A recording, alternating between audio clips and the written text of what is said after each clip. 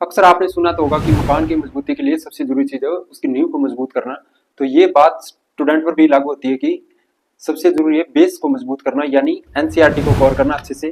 तो हम इस वीडियो में यही बात करेंगे कि यूपीएससी और स्टेट पीएससी एग्जाम के लिए कौन सी एनसीईआरटी पढ़नी चाहिए और किस क्लास से लेकर किस क्लास तक की पढ़नी चाहिए। तो हम सबसे पहले देखते हैं हिस्ट्री के लिए। तो हिस्ट्री के लिए सबसे पहले प्रारंभिक भारत का परिचय, रामचंद्र शर्मा की एनसीईआरटी है।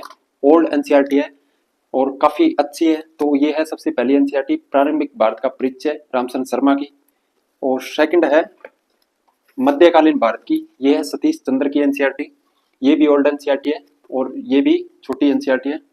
तीसरी है आधुनिक भारत, बिपिन चंद्र की एनसीईआरटी। ये भी हम पढ़ते हैं यूपीएससी और स्टेट पीएससी एग्जाम के लिए, क्योंकि इसमें वैसे काफी डीप में दिया गया है और एक बार लैंग्वेज समझने के बाद आपको अच्छे से समझ आती है। तो ये तीन एनसीईआरटी है ओल्ड एनसीईआरटी, हिस्ट्री की है। आप अगर न्यू वाली एनसीईआरटी पढ़ना चाहो तो आप न्यू एनसीईआरटी पढ़ सकते हो, बट ये तीनों काफी अच्छी है। प्री और मेंस दोनों के लिए बता रहा हूँ मैं आपको, आपकी अच्छी बेस बन जाएगी एनसीईआरटी पढ़ते हुए। तो ये होगी एनसीईआरटी हिस्ट्री की। इसके बाद देखते हैं हम आर्ट एंड कल्चर का, यूपीएससी में और स्टेट पीएससी एग्जाम में काफी आता है। तो ये भारतीय कला का परिचय भाग फर्स्ट, कक्षा 11 की एनसीईआरटी है, काफी अच्छी है। और आपको मेंस के लिए काफी कुछ कंटेंट मिलता है इसमें और प्री के लिए भी, तो आप ये पढ़ सकते हो भारतीय कला का परिचय। तो ये है आर्ट एंड कल्चर के लिए।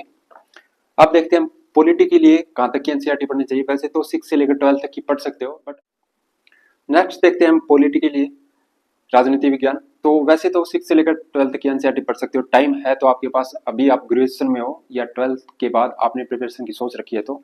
लेकिन अगर टाइम नहीं है तो आप 11th की एनसीईआरटी पढ़ सकते हो सिर्फ, बाकी हम देखते हैं अभी।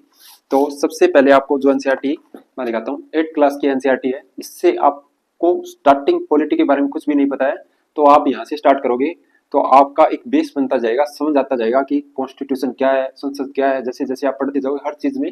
और मैं आपको इसमें दिखा भी देता हूँ कि एनसीईआरटी छोटी छोटी एनसीईआरटी है। देखिए इसमें 8th क्लास की एनसीईआरटी इसमें दिया गया है कि भारतीय संविधान और धर्मनिरपेक्षता, संसद तथा कानूनों का निर्माण, न्यायपालिका, सामाजिक न्याय। तो ये आप एनसीईआरटी पढ़ोगे तो आपको एक बेस बनेगा। तो आपको एक बार तो एटलीस्ट पढ़ लेनी चाहिए। ये है 8th क्लास की एनसीईआरटी पॉलिटी की।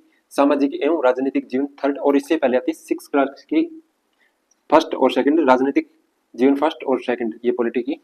और उसके बाद आती है 9th क्लास की एनसीईआरटी, ये लोकतांत्रिक फर्स्ट, और 10th क्लास की होगी लोकतांत्रिक सेकंड। तो एक है ये एनसीईआरटी पढ़ सकते हो आप 9th क्लास की, अच्छी है, काफी अच्छी बेस बना देगी आपकी। और नेक्स्ट है लोकतांत्रिक सेकंड, ये 10th क्लास की एनसीईआरटी। और उसके बाद आती है 11th क्लास की दो एनसीईआरटी, ये तो आपको पढ़ना जरूरी है अगर आपके पास टाइम नहीं है 6 से लेकर अन्य एनसीईआरटी पढ़ने का, बट ये दो एनसीईआरटी आपको पढ़नी पड़ेगी, क्योंकि एक तो है भारत का संविधान, सिद्धांत और व्यवहार, ये काफी अच्छी है। अगर आपको एमलैक्स में काम पढ़ रहे हो पॉलिटी के लिए, उससे पहले आपको ये दो बुक पढ़नी पड़ेगी, काफी अच्छी है। और सेकंड है राजनीतिक सिद्धांत। और नेक्स्ट है कक्षा 12 की स्वतंत्र भारत में राजनीति और समकालीन विश्व राजनीति। ये पेपर जीएस 2 और जीएस फर्स्ट में भी काम की है। जो यूपीएससी ने आपका सिलेबस देखा हो आपने, तो स्वतंत्रता के बाद भारत वाला जो टॉपिक है उसके लिए भी काम किया है। और साथ में ये जीएस फर्स्ट में जो वर्ल्ड हिस्ट्री दे रखा है कुछ पोर्शन, और इंटरनल रिलेशन में भी काम किया। तो ये एनसीईआरटी भी आपको पढ़नी है। तो ये होगी आपकी पॉलिटी की 8 से 12 तक की एनसीईआरटी आपको दिखाई है मैंने। आप 6 से 12 तक की पढ़ना चाहो तो वो पढ़ सकते हो, ये अन्यथा आपको दो एनसीईआरटी तो पढ़नी है जो मैंने ये आपको दिखाई है। ओके, तो नेक्स्ट देखते हैं अपने जियोग्राफी यानी भूगोल के लिए कौन सी एनसीईआरटी पढ़नी है अपने को। तो सबसे इंपॉर्टेंट है जियोग्राफी के लिए, सिर्फ हम एनसीईआरटी पढ़ते हैं यूपीएससी में जीएस और प्री के लिए, और स्टेट पीएससी में भी यही काम आती है, क्योंकि फिजिकल जियोग्राफी और इंडियन जियोग्राफी दोनों कवर करती है। तो सबसे पहले दिखाता हूँ आपको 6th क्लास की एनसीईआरटी। आपको देखने में ऐसा लग सकता है कि ये क्या है, छोटी एनसीईआरटी है, कुछ नहीं है, इसमें चित्र वगैरह दे रखे, बट वही चित्र और आपकी अंडरस्टैंडिंग बनाएंगे। क्योंकि हम किसी चीज को याद करते हैं तो उसे देखकर याद करते हैं, और तभी अपने लंबे टाइम तक याद रहता है। तो वो एक तरीका भी है याद करने का, उस पर हम बाद में बात करेंगे कभी।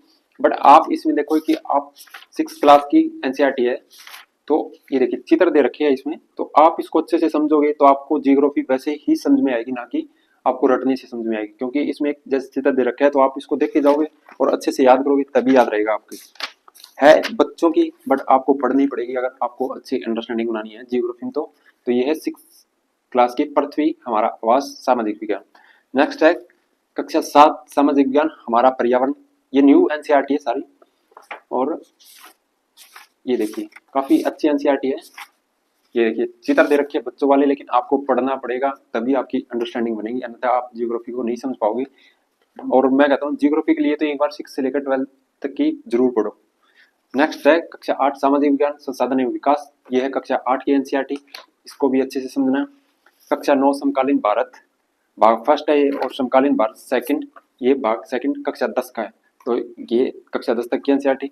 उसके बाद आती है 11वीं क्लास की 2 एनसीईआरटी जो आपको सबसे जरूरी है पढ़ना। एक है भारत का भौतिक पर्यावरण, ये सबसे जरूरी एनसीईआरटी, अच्छे से देख लेना आप इसको, और इसको अच्छे से नोट्स भी बनाने आपको और पढ़ना भी है, क्योंकि प्री और यानी यूपीएससी के प्री और जीएस पेपर फर्स्ट में भी काम में आने वाली है। तो सबसे इंपॉर्टेंट एनसीईआरटी है ये भारत भौतिक पर्यावरण 11वीं क्लास। और सेकंड है फिजिकल जियोग्राफी के लिए भौतिक भूगोल के मूल सिद्धांत, ये है 11वीं क्लास की एनसीईआरटी है, ये भी काफी इंपॉर्टेंट है, इसके भी आपको नोट्स बनाने और अच्छे से समझना है इसको। यही एनसीईआरटी सिर्फ आपको जो जियोग्राफी यूपीएससी के लिए कंप्लीट करा सकती है, अन्यथा आप कहीं भी बड़ी बड़ी बुक्स ले सकते हो, कर सकते हो, बट छोटी छोटी किताबें हैं जो आपकी अच्छी अंडरस्टैंडिंग बना देगी। एक बार इसको पढ़ लिया तो दोबारा कुछ बुक्स लेने की जरूरत नहीं है उधर उधर। और नेक्स्ट है ये मानव भूगोल का मूल सिद्धांत कक्षा 12 की, इसको भी पढ़ सकते हो, मेंस के लिए ज्यादा इंपॉर्टेंट है, प्री के लिए इतनी है नहीं, बट एक दो बार आप इसको देख सकते हो अच्छे से तो आपको समझ आ जाएगी। तो ये होगी जियोग्राफी की कक्षा 6 से कक्षा 12 तक की। और नेक्स्ट इकोनॉमिक्स के लिए, इकोनॉमिक्स के लिए 6 से लेकर 12 तक की एनसीईआरटी पढ़ने की ज्यादा जरूरत है नहीं वैसे, क्योंकि प्री में अगर आप एनसीईआरटी पढ़ते हो तो सिर्फ आपको नहीं होगा, लेकिन आपको साथ में लेक्चर या कुछ अलग बुक लेनी पड़ेगी। तो सिर्फ एनसीईआरटी आपको एक पढ़नी है, भारतीय अर्थव्यवस्था का विकास, ये है कक्षा 11 की एनसीईआरटी, जो आपके मेंस में काफी टॉपिक कवर करती है, आप देख लेना सिलेबस उठा के, तो आपको इसको अच्छे से पढ़ना है। और एक है कक्षा 12 की समशिष्ट अर्थशास्त्र एक ब्रिज है, तो ये भी एनसीईआरटी अगर आपको समझ आती है तो आप प्री के लिए इसे पढ़ सकते हो। और इसके अलावा एक एनसीईआरटी और है कक्षा 12 की, ये भी बोलते हैं बट ये ज्यादा काम की है नहीं वैसे, आप देख सकते हो इसे भी एक बार पढ़ के, बट ये ज्यादा काम की नहीं है। तो इकोनॉमिक्स के दो एनसीईआरटी है प्री और मेंस के लिए, इसके लिए आपको कुछ अलग से कंटेंट लेना पड़ेगा, बुक्स वगैरह, वो हम बाद में बात करेंगे, बट अभी के लिए एनसीईआरटी की बात करें तो आपको ये 2 एनसीईआरटी लेनी है।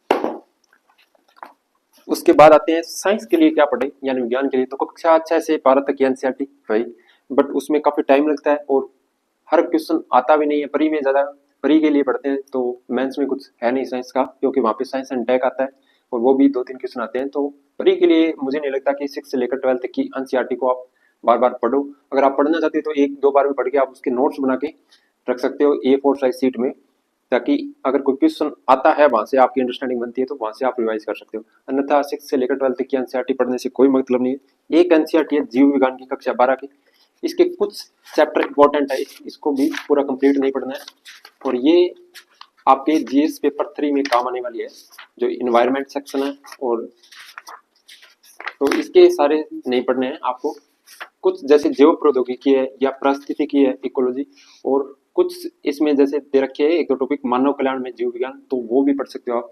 तो इसके लास्ट वाले चैप्टर पढ़ने हैं आपको, अध्याय 11, 12 और 13, 14, 15, 16, तो ये है जीव विज्ञान की, ये पढ़ सकते हो आप, और इसको अच्छे से पढ़ सकते हो। लास्ट चैप्टर वाले पूरी नहीं पढ़नी, इसको लास्ट चैप्टर पढ़ना है, तो ये कर सकते हो।